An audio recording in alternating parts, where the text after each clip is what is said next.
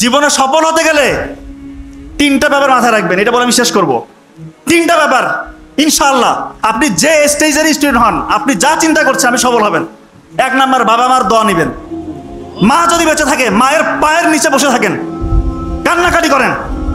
মারা অনেক সময় বয়স হয়ে যাওয়ার কারণে একটু উল্টাপাল্টা বলতে পারে, এটা মনে কিছু নেওয়া যাবে না। মা তো বলতে পারে, পার ধরে তাকে মাপ চান, ক্ষমা চান, মায়ের দোয়া নেন, জীবন বদলে যাবে। কোথায় যাবেন আপনি চিন্তা করতে পারবেন না। বাবা বেঁচে থাকলে বাবার দোয়াটা নেন। 2 নাম্বার হচ্ছে অধ্যাবসায় লাগবে, অধ্যাবসায়টা লাগবে এবং কিভাবে পড়তে হবে সেটা আমি বলেছি, সিস্টেমটা আমি বলেছি। নাম্বার 3, গোপন গুনাহ ছেড়ে দিতে হবে, গোপন ইবাদত করতে হবে। গোপন গুনায় যারা লিপ্ত, এই যে একটু আগে চমৎকার আলোচনা করেছে যে পর্নোগ্রাফি ইন্ডাস্ট্রি মুসলিম যুবকদেরকে ধ্বংস করার জন্য একটা হাতিয়ার। আজকে আমার কাছে হাজার হাজার পেশেন্ট ফোন দিয়ে কান্নাকাটি করে, স্যার কোনো উপায় পাচ্ছি না, কিভাবে কি চক্রে ঢুকে গিয়েছি, আজকে বের হতে পারছি না, অসহায় স্যার, আমি অসহায়, মনে হয় মরে যাই। এমনও চিন্তার বিকৃতি হয় যে তাদের এখন অপোজিট সেক্সের প্রতি আর আগ্রহ থাকে না, হোমোসেক্সুয়াল টেন্ডেন্সি চলে আসছে পর্নোগ্রাফি দেখে দেখে। স্যার আমি চাই না স্যার যে একটা ছেলেকে আমার ভালো লাগছে, ছেলে ফোন দিয়ে বলতেছে স্যার আমার অন্য একটা ছেলেকে ভালো লাগতেছে, কেমন কথা, কান্না করে কিন্তু কোনো উপায় নাই।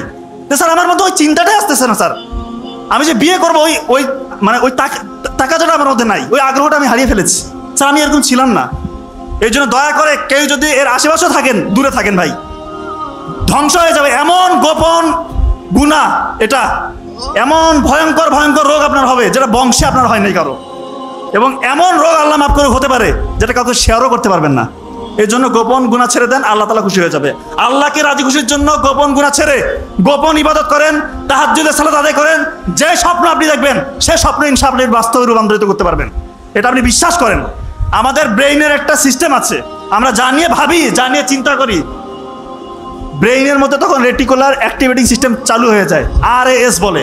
জানিয়ে চিন্তা করবেন, জানিয়ে ভাববেন, ব্রেইন তখন আপনাকে ওইভাবে পরিচালিত করবে। আর আল্লাহর সাথে কানেকশন তো আপনার আছেই। তার মানে এখন যারা চিন্তা করছেন যে আমি বড় ডাক্তার হব বা ইঞ্জিনিয়ার হব, বড় সায়েন্টিস্ট হব, ইসলামীর বড় দিনের দায়ী হব, আলেম হব, ইসলামকে নিয়ে চিন্তা করেন। 700 শতাব্দীর দিকে ইসলাম কোথায় ছিল? এমন বিস্তৃত সাম্রাজ্য তারা দখল করেছিল, ওই সময় পর্যন্ত কারো অধীনে এত বড় রাজ্য ছিল না। অত শুরু হয়েছিল কোথায় থেকে? একটা সামান্য একটা গোত্র, একটা উপজাতি ছিল তারা। নবী করিম সাল্লাল্লাহু আলাইহি ওয়াসাল্লামের বদৌলতে তারা গোটা বিশ্ব দখল করেছিল। তো আপনাদের মধ্যে এখন ওই চিন্তাটা জাগ্রত করতে হবে যে হ্যাঁ আমি পারবো। শুধু ডাক্তার ইঞ্জিনিয়ার হলে হবে না, এমন কিছু করতে হবে ইসলামের কাজে যেন লাগে, ইসলামের জন্য নিজেকে ডেডিকেশন নিয়ে আসি নিজের মধ্যে, যে ইসলামের জন্য আমি কাজ করব। গোপন ইবাদত করেন, আপনি যা চাচ্ছেন তাই পাবেন ইনশাআল্লাহ।